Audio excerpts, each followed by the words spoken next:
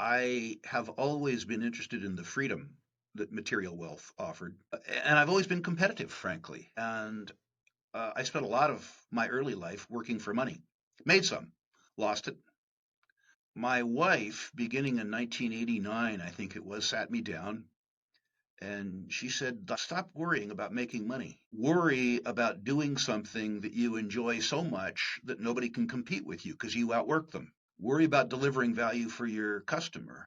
This episode is brought to you by Covered.io, an options trading tool that we use to generate extra income to free up time so we can pursue projects like this podcast. This is the Covered Call, the podcast where we explore the journey towards true freedom. In each episode, we bring on guests that have charted their own course towards more freedom, more contentment, and more impact in their lives. Today, special guest is Rick Rule. Rick, thank you so much for coming. I'll just give a quick formal introduction and then we'll start rolling with our conversation. So, of course, I think most people know Rick. He is a legendary contrarian investor and has been a thought leader for the better part of 5 decades. He's, of course, firmly rooted in the natural resource and finance sector, and he's known for making bold convictions, investments, and he's got a large passion for freedom, which is mainly the reason why we want to connect with him today. And I think he's also inspired countless people to become investors and to hopefully also think independently and embrace the long game. Welcome, Rick. Thank you so much for joining. Pleasure to be with you. Thank you for having me on. I look forward to, speaking of freedom, seeing you at the upcoming Capitalism and Morality Conference in Vancouver, BC. Yeah, we'll be there.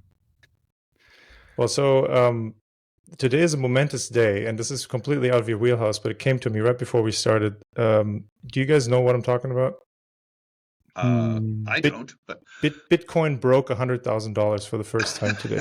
Ooh. Now, Bitcoin is not something you can mine in a gold mine, but do you have any thoughts on Bitcoin, Rick? only to say that at my age, which is to say 71, I concentrate my resources on things where I feel I personally have a definitive competitive advantage in terms of understanding the market forces. Bitcoin and crypto broadly are not one of those topics. I've invested a reasonable sum of money in blockchain technology around the digitization of gold, silver, platinum, and palladium and other commodities. But in terms of me being competitive from a knowledge basis in cryptocurrencies, I'm not. And the consequence of that is that I don't play. There's plenty of opportunity for me to be wrong in industries that I understand thoroughly. And the idea that I would extend the wrong franchise to a topic that I understand even less well doesn't seem appealing to me. There you go. Never bet any money that you're not ready to lose, and especially not in ways that you don't understand. Correct. And what was that project, Rick? How is that project going where you're digitizing the gold, silver, and different other commodities? Well, I've tried a couple different ways. I was an early shareholder in Glint, and after some stumbles, it would appear that Glint is doing well. But there are 2 or 3 technologies. I wasn't smart enough to know which ones would work, but I understood that there was the potential to utilize the blockchain to return gold to its real function of being simultaneously a store of wealth, but more importantly, a medium of exchange. And the idea that you could go to Starbucks and buy a cup of coffee with a fractional interest in gold, particularly gold where, to the extent that the sellers aggregated enough of these fractional units that would be redeemable for physical gold, was appealing to me. I believe within 18 months that you will see a standardized technology adopted by such players as the World Gold Council, the London Bullion Market Exchange, that will see deposit receipts against fully backed by physical gold in various locations around the world that can then be tokenized.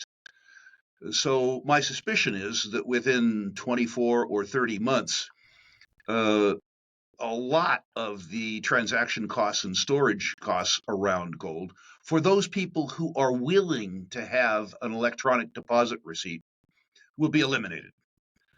And I hope that one of the technologies that I'm invested in will end up becoming wildly economic as a consequence of that. Understand that part of my life involves rank speculation in exploration, and I would regard investments in technology, particularly given my lack of knowledge around technology, I would suspect that these investments that I've made in blockchain technology around precious metals to be rank speculations.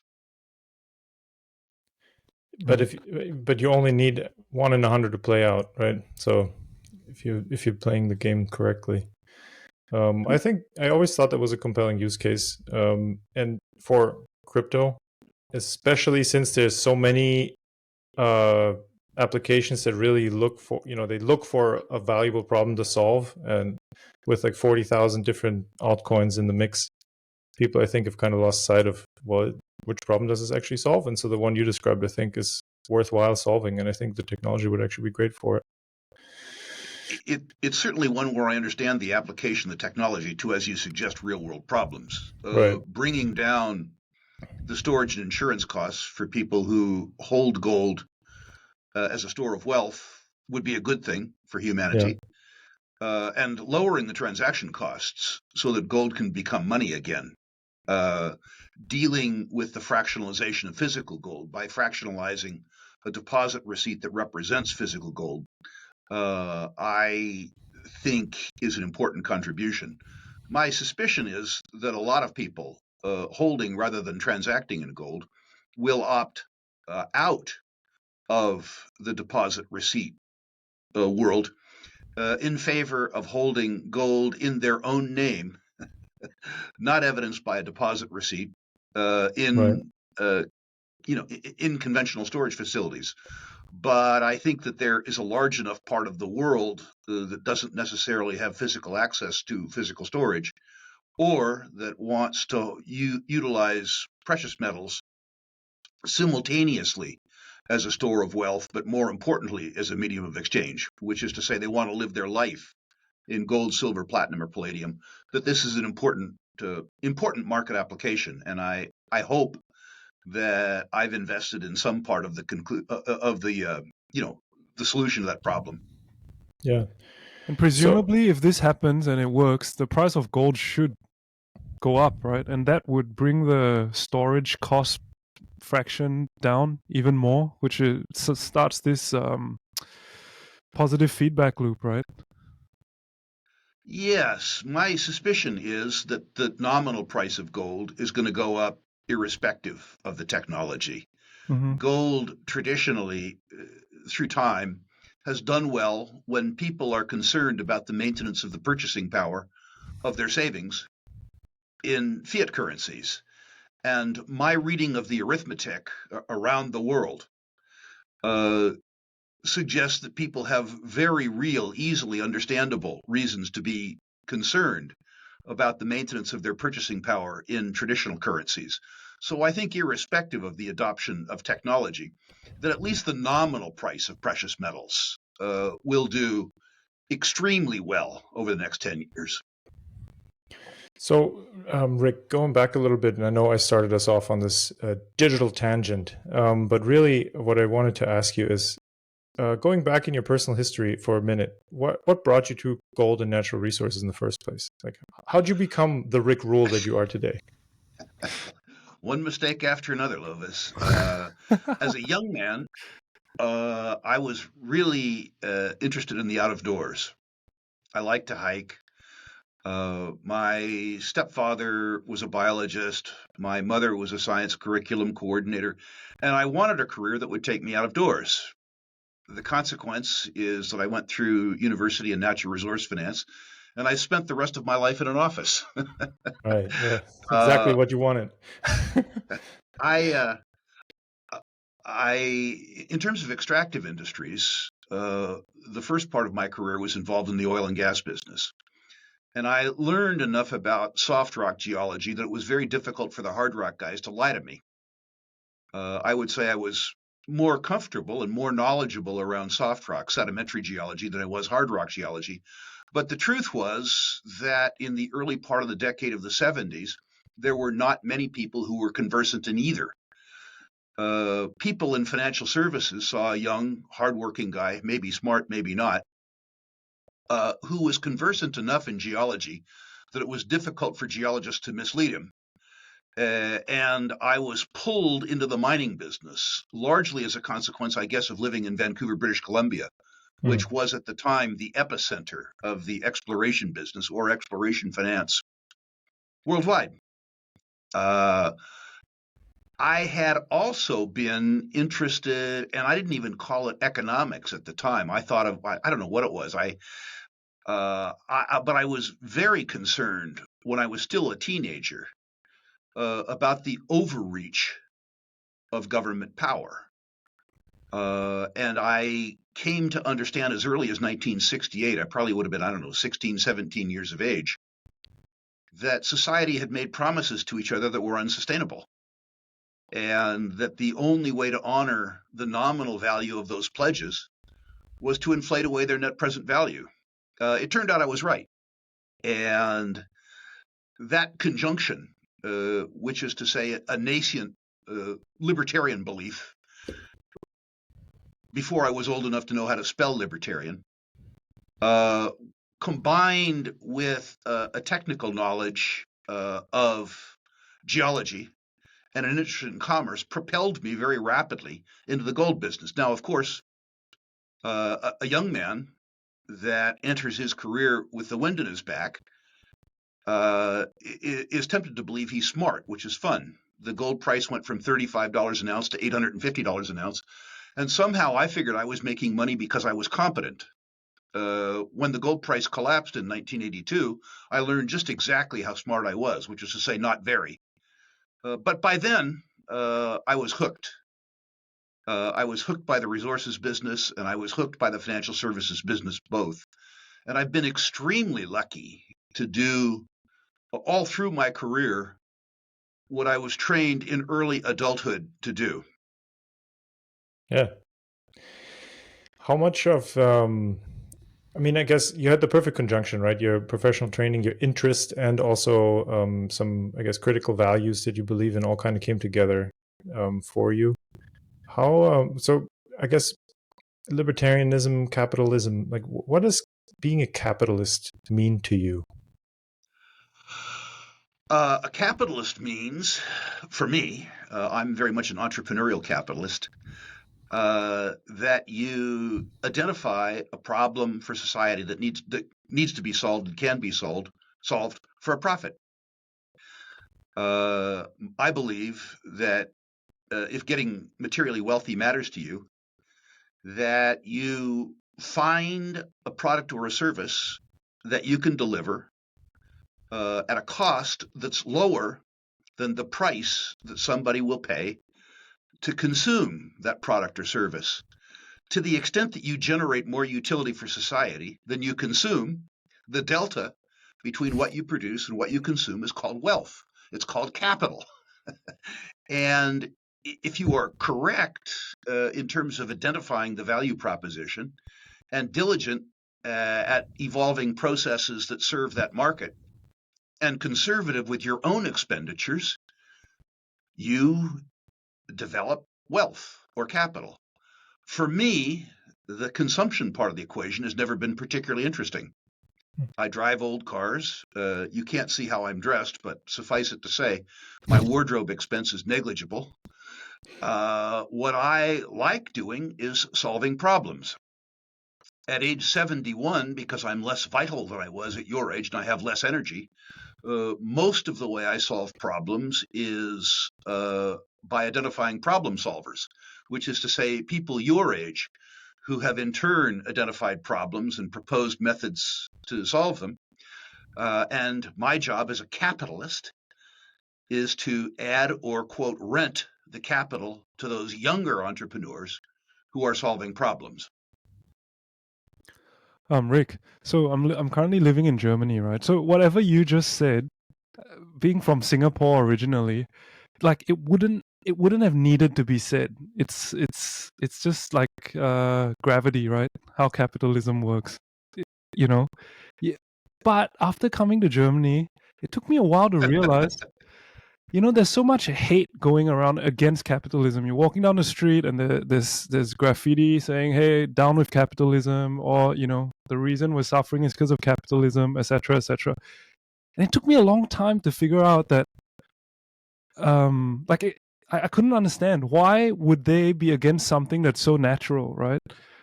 But when I do start talking to them, I realize that maybe that definition that they have of what capitalism is not like what you just explained.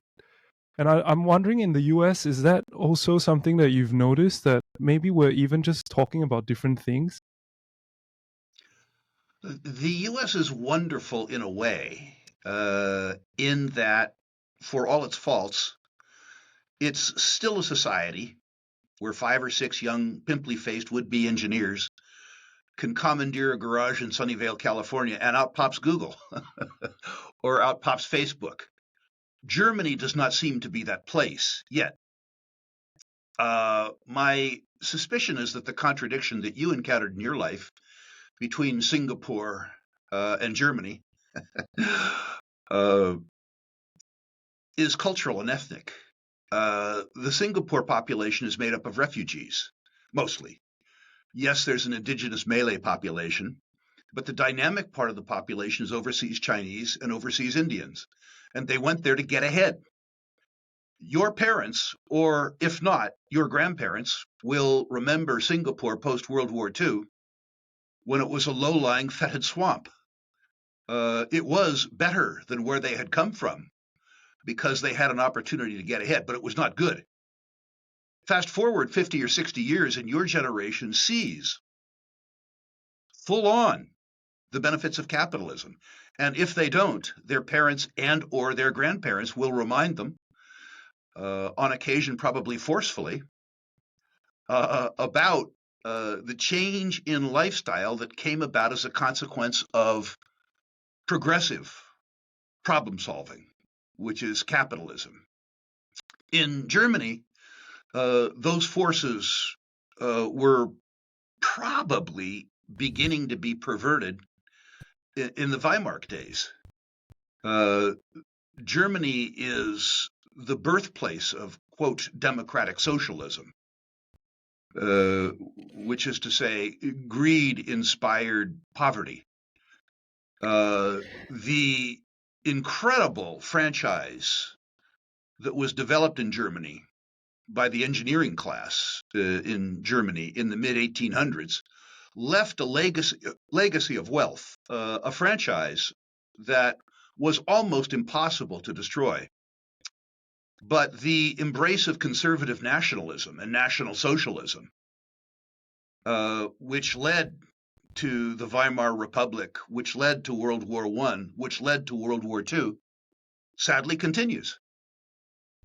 The legacy of technology that Germany embraced gave way to a national obsession, as an example, with a reliance on solar energy where the sun doesn't shine. It's a truly odd affliction that I've seen in Germany. And I think that your life is a wonderful way to juxtapose the triumph of the human spirit in Singapore, when individuals are allowed to solve problems, and compare and contrast it with the statism, the defeatism, the stagnation that is current Germany. There are, of course, critics of Singapore, critics of the Lee family, and I could criticize them for some aspects of government control. But if you compare Lee with Merkel, I don't know where to start other than to laugh. Right. Yeah, very aptly put. I mean, these topics exactly are what Jason and I talk about, like nonstop, right? The issue, the sad thing, because I'm a native German and I'm an engineer. However, I studied in the U.S. My wife is American, so I'm kind of imbued with a lot of the more free market minded, tinker in the garage, make something cool happen mindset. And I've tried to bring that here physically, because I'm physically in Germany right now, and it gets shut down most of the time, right? And there's virtually no support. They're like, "Well, this is risky. Why would you take a risk?" And it's like, "Well, everything's risky. Driving a car is risky. If you don't make something out of your life that's interesting, if you never take a risk, then why breathe, right?" Um, but It's important that the state and the people in the state begin to realize that mathematics is risky too. Having a society that consumes more than it produces is risky. Incredibly. Germany should have a very recent memory of the fact that the strong state generates war. And war is in fact risky. And I hate to keep picking on Germany. My own country, the United States, tends to defend itself with forward positions in 110 countries. And that same risk lecture around war should probably be delivered to the United States before it's delivered to Germany. But both countries could benefit from a discussion of the risks of the state. Yeah, especially present day. I mean, it feels like escalating more and more every day.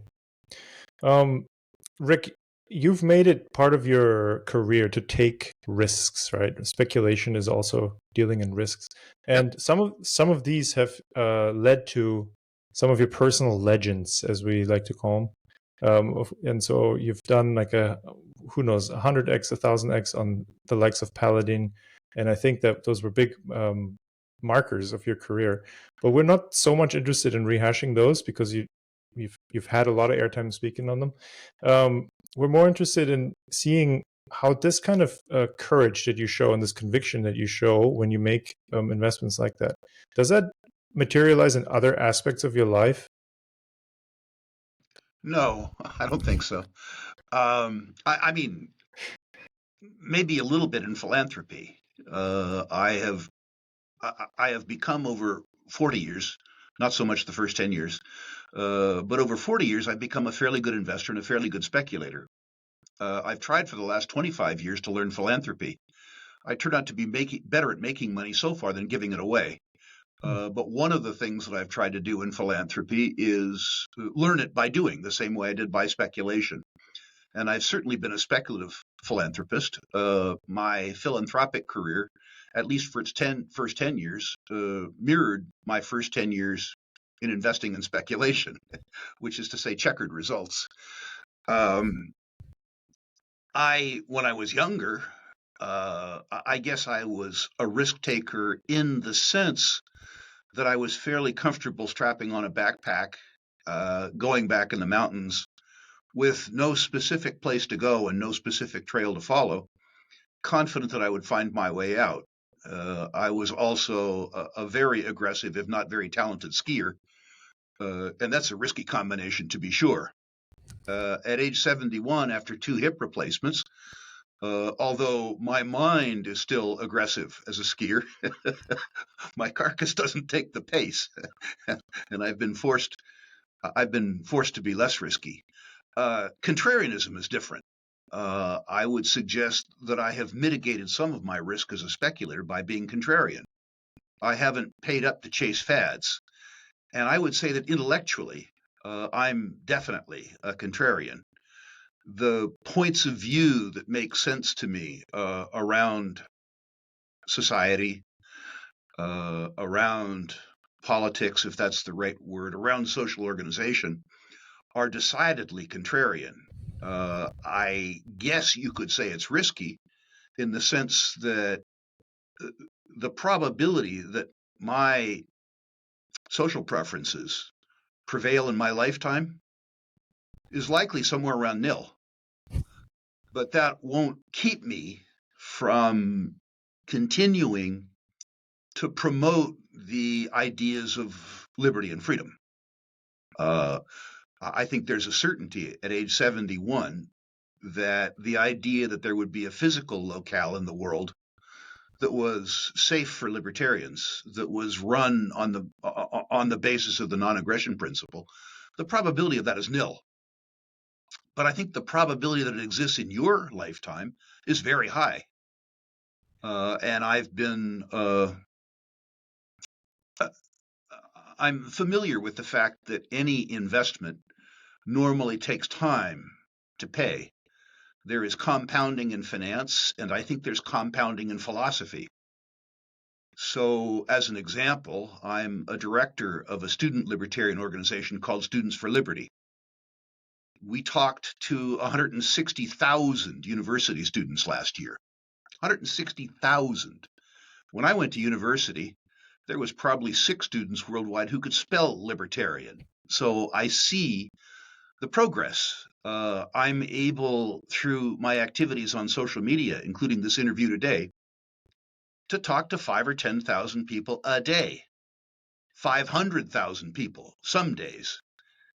And the idea that I could inspire in the course of my lifetime 100 or 1,000 people, who in turn could inspire 10 or 20 people, suggests to me that the game I'm playing in the very long term will pay off. If not for me, then for you. Yeah, I appreciate it for you to plant the seed. Thank you for giving me the opportunity. How can we take, like, you're a capitalist and a libertarian, and say people like Lovis and I, we want to bring that vision that you talked about to come into reality, right?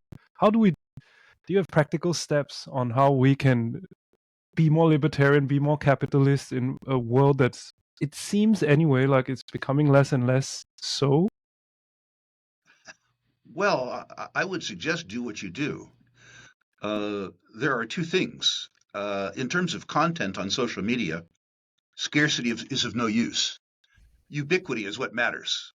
Put stuff out and expand your audience. If it amuses you, it amused me, become rich. Because part of freedom for me has been the financial ability to withstand the tyranny of the state while simultaneously not having to look at the right side of the menu where the prices are. And the whole process of obtaining material wealth, from my viewpoint, has been that I have helped other people become wealthier while simultaneously helping entrepreneurs build businesses that solve social problems.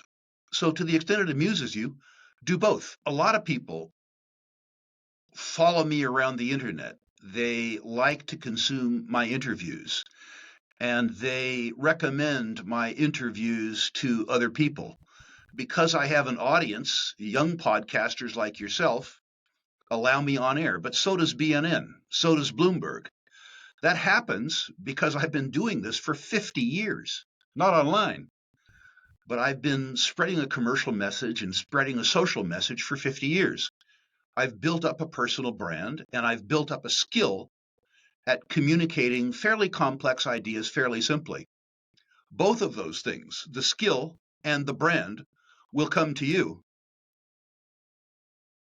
if you practice, if you work, if you distribute high quality programming, and if you solve problems for other people. That's what we're here to try to build, Rick. So thank you for, just by coming on, you're helping us, right? So that's also the nice thing of this, I guess this world we're living in. It's never been easier really to produce media and spread it around, where there's like virtually no barrier of entry. We don't have to get in any TV studios, anything like that. So all you have to do is deliver value. Yeah. When I was your age, perhaps younger, in terms of building my own personal brand, I was extremely lucky in that there was an older PR guy who liked me. I think he did it only for that reason, but he got me frequently in the pages of the Wall Street Journal or Barron's. But the point of it is that I would spend 30 or 40% of my time looking for outlets, looking for places to spread my message. That's gone. I mean, the bottlenecks are gone. You need to put it out there. Perhaps you or somebody close to you needs to work on search engine optimization. I don't know how to do that. I do it with brute strength and ignorance. But the point is that the access that I had to work for 15 years is yours for free as a consequence of technology. So use it. So, so for you, really though, this decision to build a brand for yourself, like, were you thinking about it in those terms already back in the day, or did you kind of after the fact realize that's what you've been doing? I didn't realize it at first, but from the first time that a quote by me appeared in the Wall Street Journal around the oil and gas business, with no phone number, anything, and the fact that that quote convinced 150 people nationwide to call Denver, Colorado directory and find me, I understood the power, the power of broad spread distribution of information immediately. It took me one day to figure it out, and after that, I began, writing for Oil and Gas Investor, Oil and Gas Journal, becoming available as a source to Dow Jones, both in terms of Barron's and the Wall Street Journal. That led me to the strange and wonderful world of financial newsletters. My career got a tremendous boost in the decade of the 80s from gold-oriented, libertarian-oriented newsletters, in particular Doug Casey and Jim Blanchard. So it didn't take me really very long to understand that it was easier to contact people and do business with them when they called me, as opposed to me calling them. I have never been a good salesman, but I'm a reasonably good marketer. And it is easier to establish credibility when that credibility is already established for you by your own prior efforts and by third-party testimonial. And Yeah, there has 100%. never been an easier time to build a brand. My social media experience was actually more recent, and it was really a consequence of watching three businesses: Agora Publishing, which started with a 20,000 person mailing list from the National Taxpayers Union and grew into a publishing business with $1 billion a year in sales. That was an interesting lesson.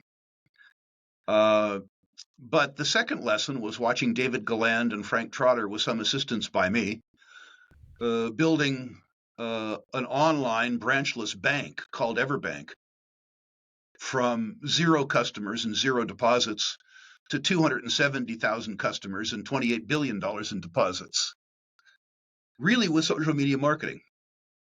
The third lesson was the growth of the firm that bought me, Sprott Inc., in their exchange-traded physical franchise, where all of the money that we spent on conventional advertising was wasted, and all of the time and money that we spent on educating investors paid dividends. That is now a $30 billion business. It's a business that represents about 300,000 people across precious metals, industrial materials, and uranium. And it was really social media. What social media allows you to do is advertise in a way that's beneficial to the customer. You don't put up a display ad that says, "Buy me." But really the technique that was started by Agora is that you educate people online. You give them paradigm. You give them technique. You give them real value for free. In doing that, you build trust and a bond with the customer, and you sell that customer branded conclusion. The idea that education is communication and education is advertising has really been responsible for the success that I've enjoyed in capital markets for the last 25 years. Give before you get. Yeah, there's I mean, I think this message luckily is also getting spread generally, right, in the business entrepreneurship community. There's a guy that I really like.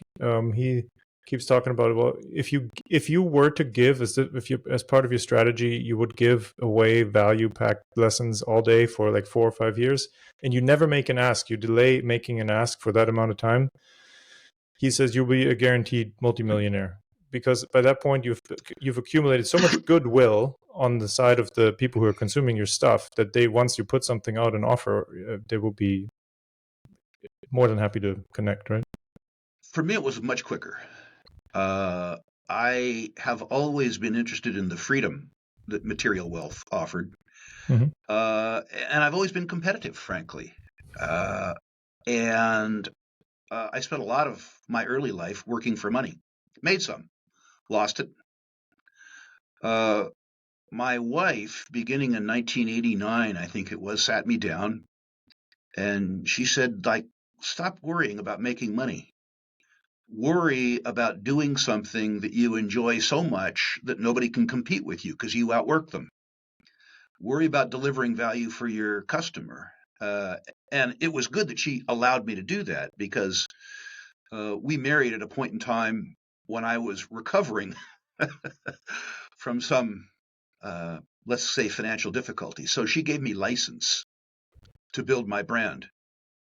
And when I adopted the service mindset,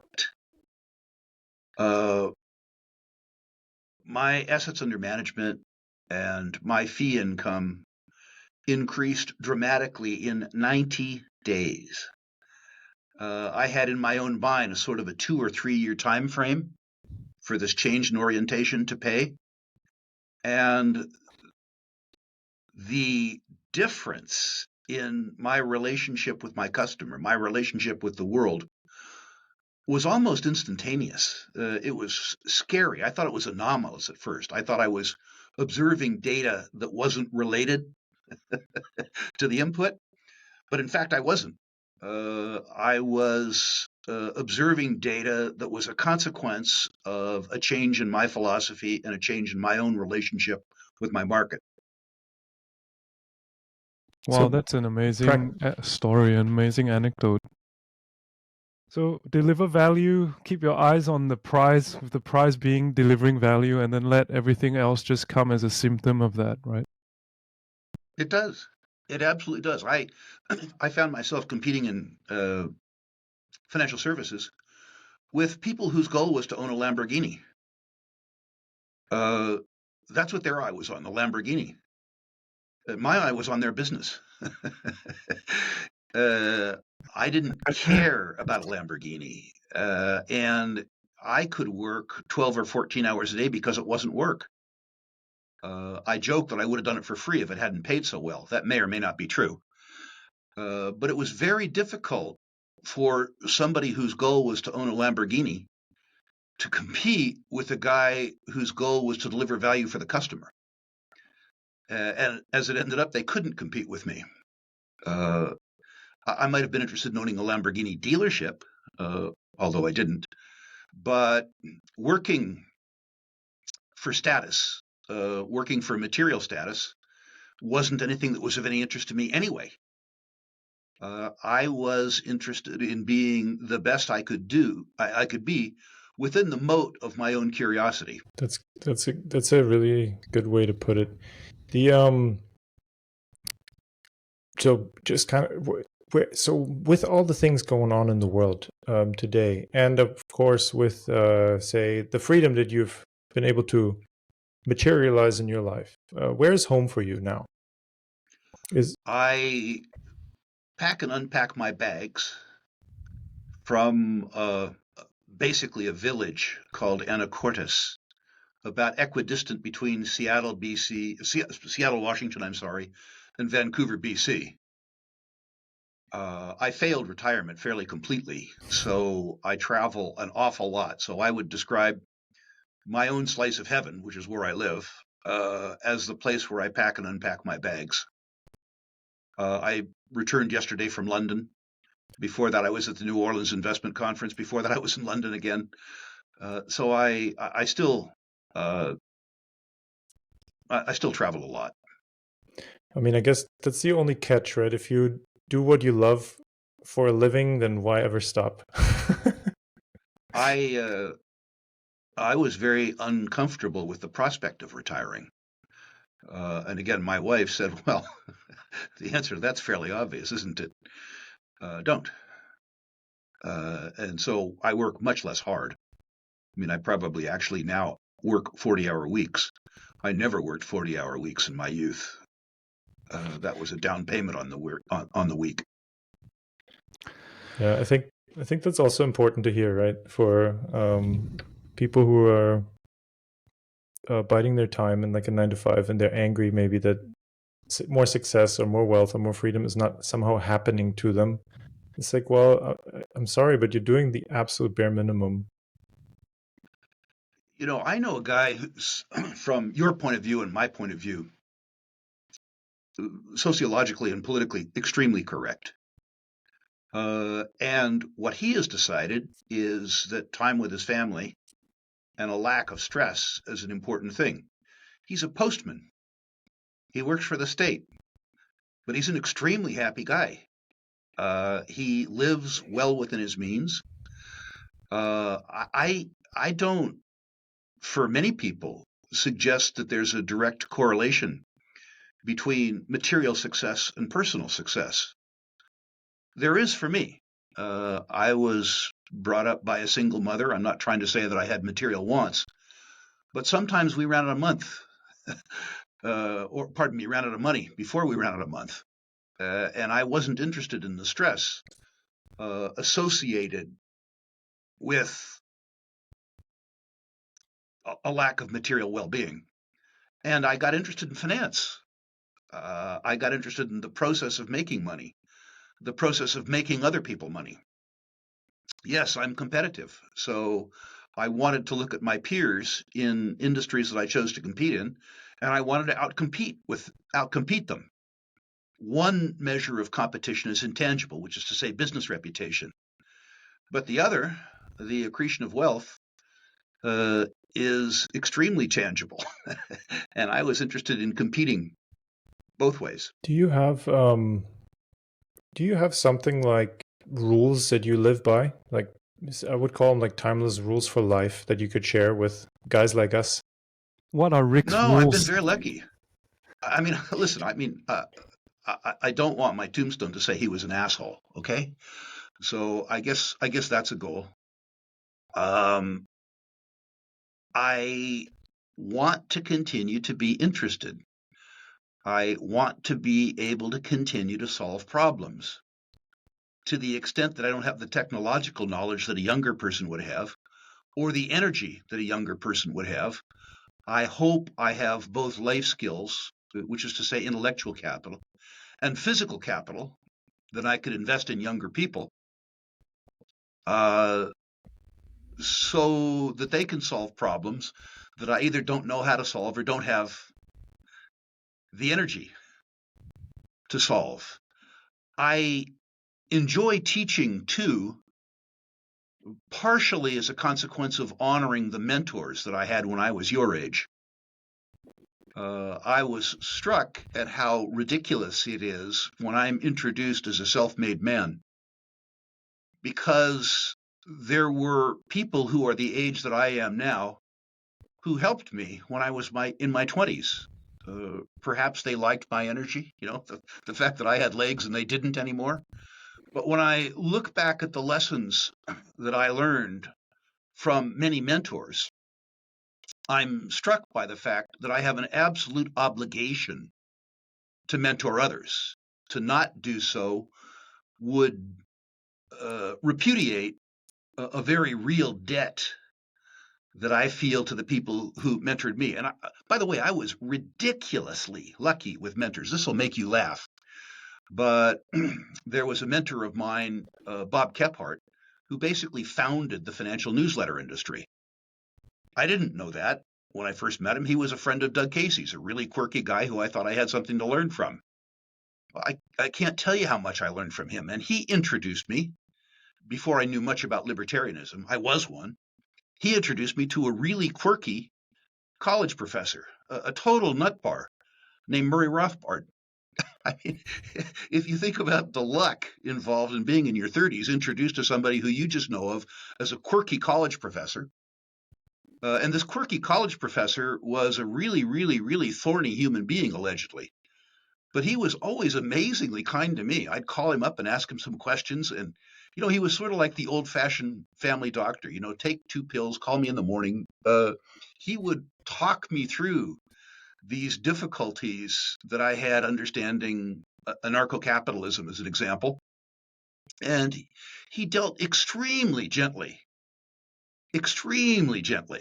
uh, with my lack of knowledge. And he's just one. I was extremely lucky as a youngster, attracting mentors, and I was ruthless, absolutely ruthless in my attempts to download all that intellectual capital, and they were unfailingly generous helping me. So, any tips on how we can get lucky? How one can get lucky? Ask. Steve Jobs said, pick up the phone. Steve Jobs said people want to help.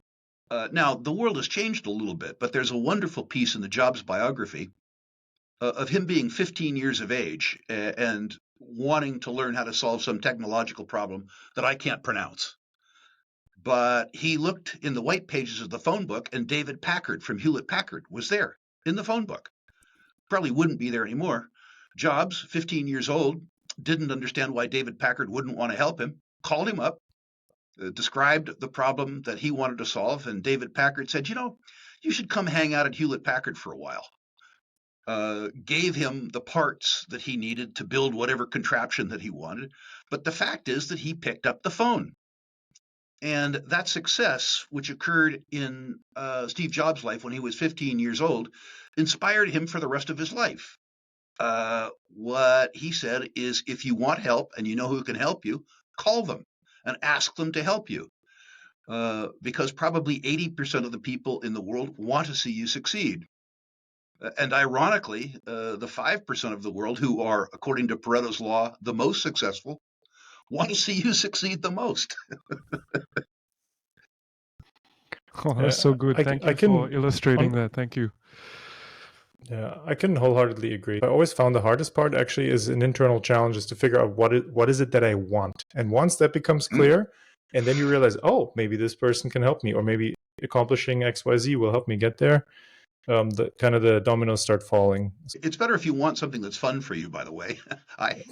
And others, yes. the challenge around oil and gas geology or mining geology or agricultural materials markets has fascinated me.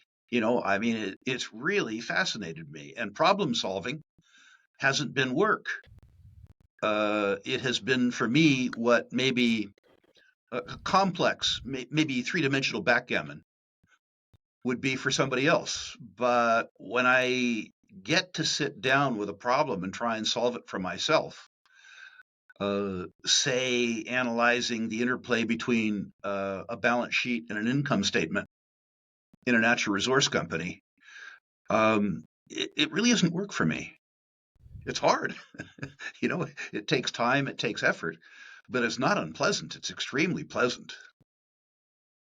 Yeah, so speaking of things that can be hard, but are also pleasant, what role does physical fitness play in your life? I'm glad you're not asking that with a full body camera.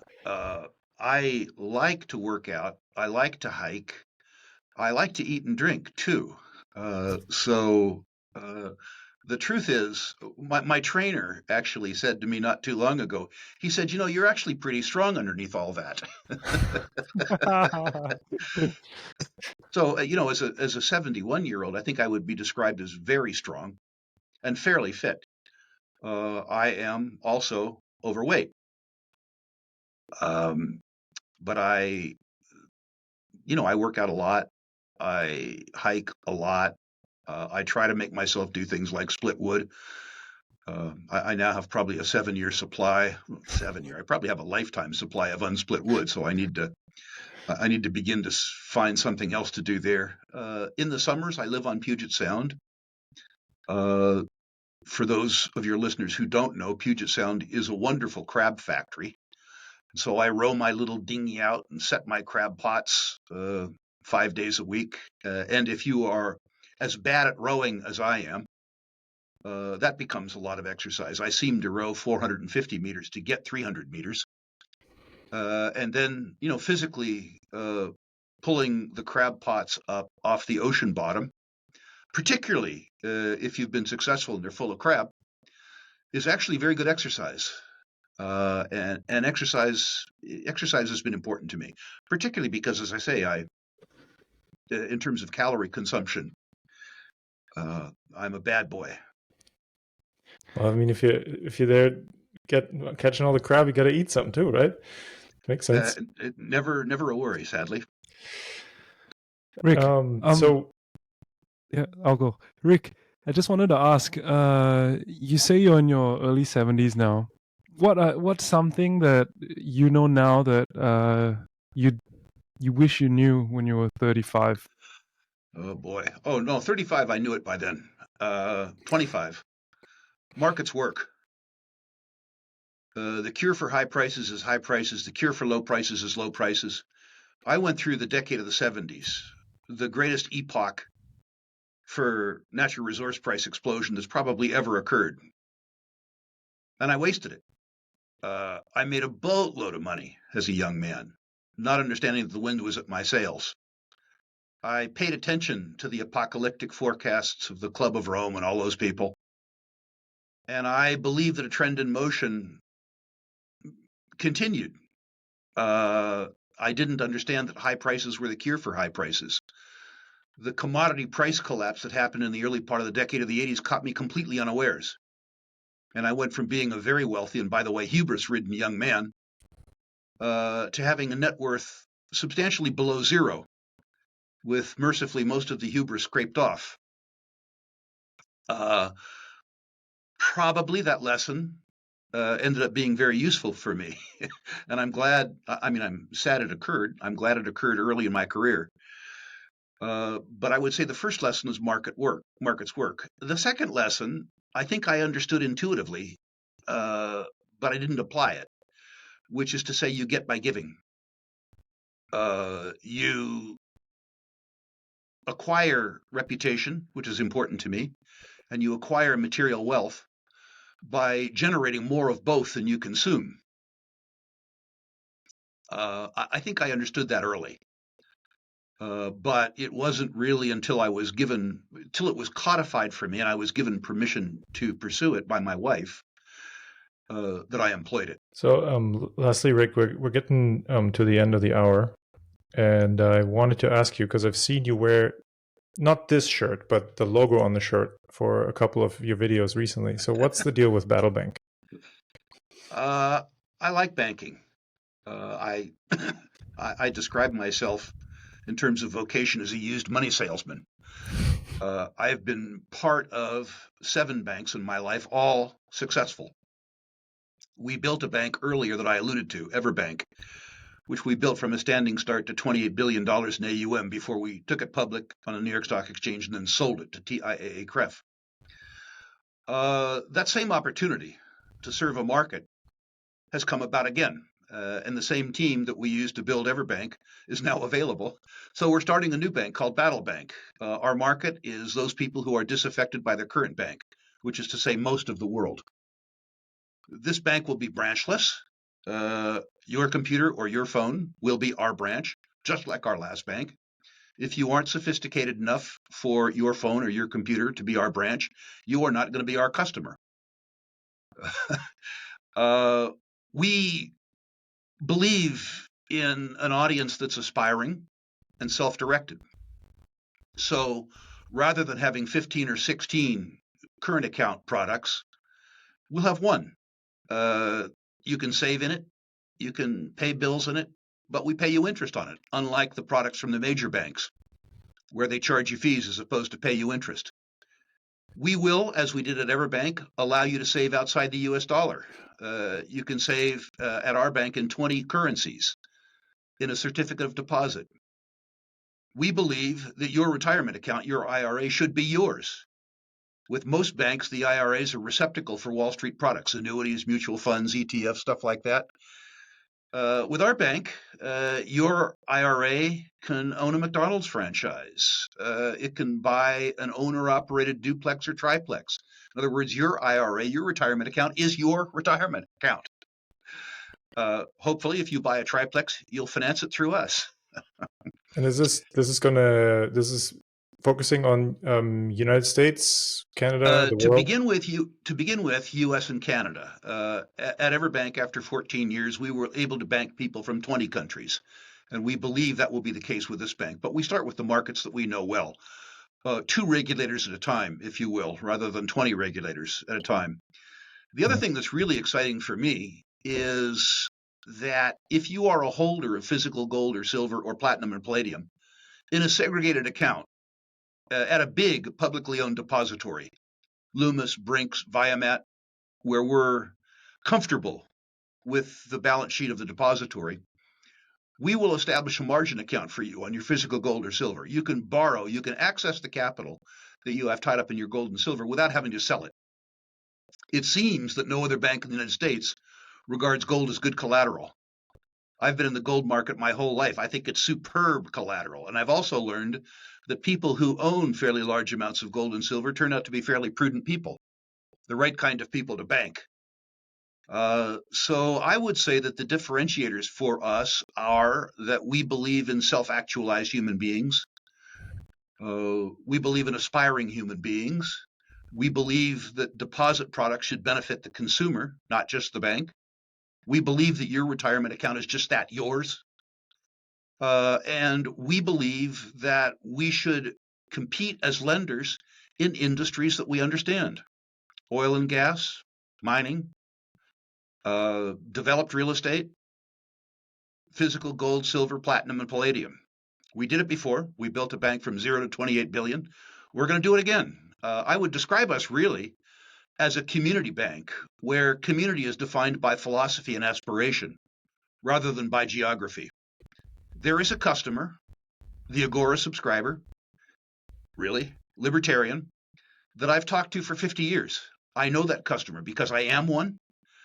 I know the aspirations, I know the needs, I know how to talk to that customer, so our customer acquisition cost is functionally zero.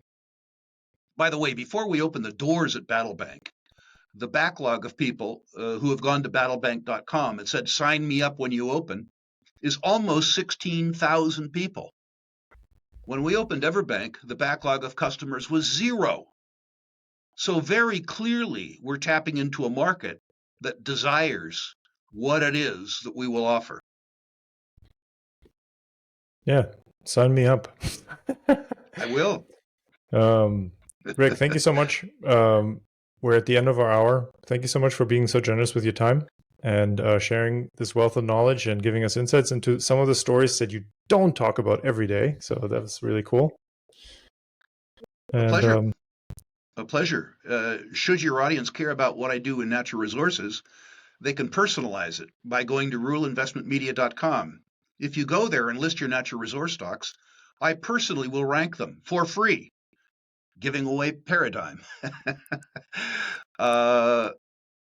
My rankings are very harsh. And by the way, I'm just back from an 8-day road trip, so be a little patient with regards to that. ruraleinvestmentmedia.com. If you care about my bank, go to battlebank.com or at ruraleinvestmentmedia.com. In the question and comments section, just write down bank, and we'll get you on that waiting list.